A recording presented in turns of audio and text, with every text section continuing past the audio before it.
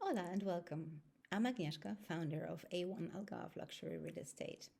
At our firm, we don't just sell homes, we curate legacies. Moving to the Algarve in Portugal from the United States is easier than you think.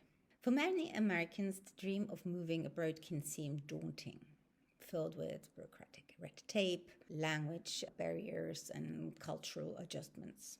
However, when it comes to relocating to the Algarve, Portugal is the process in Portugal. The process is much simpler than you might expect, with a friendly expat community, straightforward visa options, and actually an excellent quality of life. The Algarve is one of the easiest places in Europe for Americans to settle down. Today, I'm going to walk you through how buying property in Portugal differs from what many of our American clients are used to.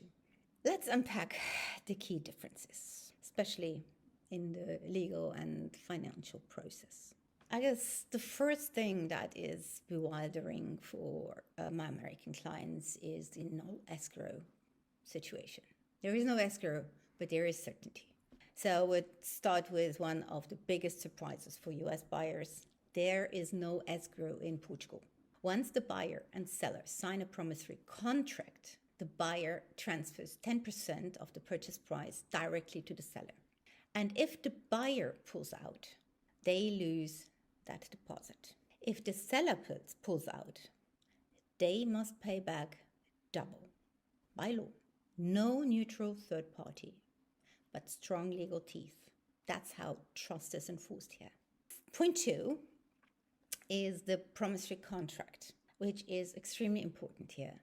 The promissory contract, or in Portuguese, contrato de promessa compra e venda, is where the commitment becomes legally binding. It spells out every detail, and that is extremely important. From timelines to penalties to conditions, this is not the time for ambiguity. All due diligence must be completed before this contract is signed. At A1, we ensure everything is cleared before we go to promissory. We play by the rules, but we play smart. Point number 3, as a difference to American procedure in the purchase of a property, is there is no title company, just lawyers and notaries.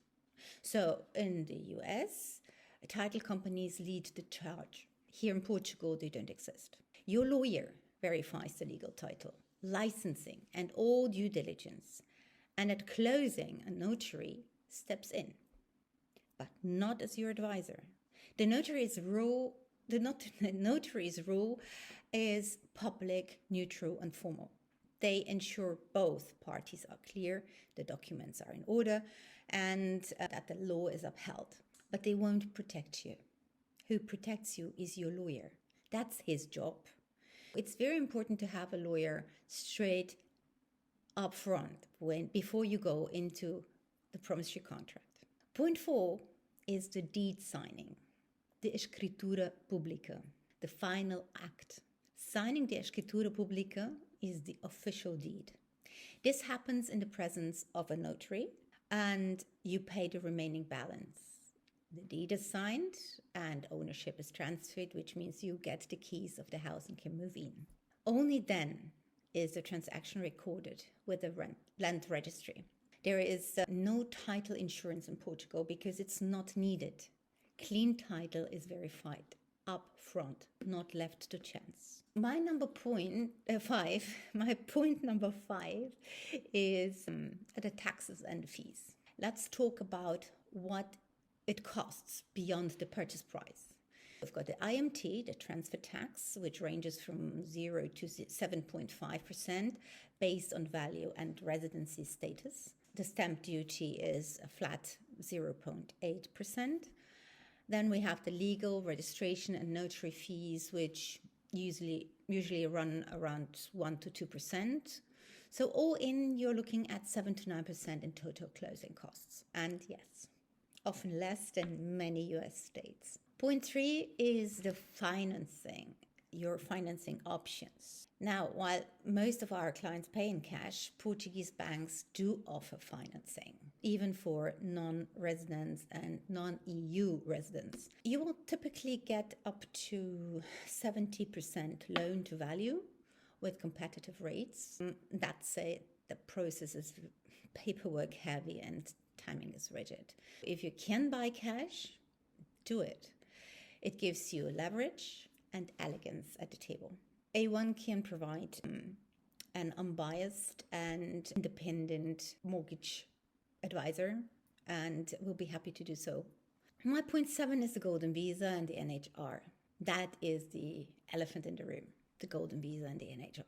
The Golden Visa is still available, but not for residential real estate in the Algarve. There are other qualifying routes, but it's limited.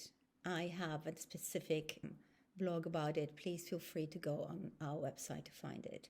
And as for NHR, Portugal is phasing it out in a 2.0 system, also that we have on a blog. But traditional benefits do still exist and some strategies remain.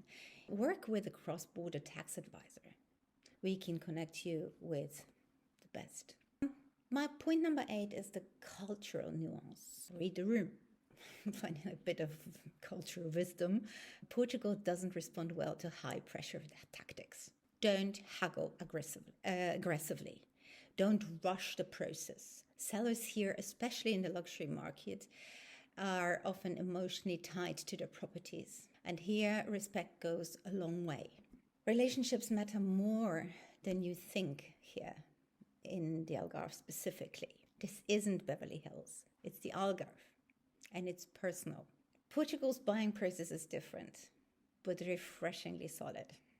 It's built on centuries of legal tradition and a commitment to transparency and structure. At A1, we walk you through every single step with discretion, detail, and a sharp eye for legal value and legal points. So, if Portugal is calling you, we are here to answer. I would say, até breve. See you soon in the Algarve.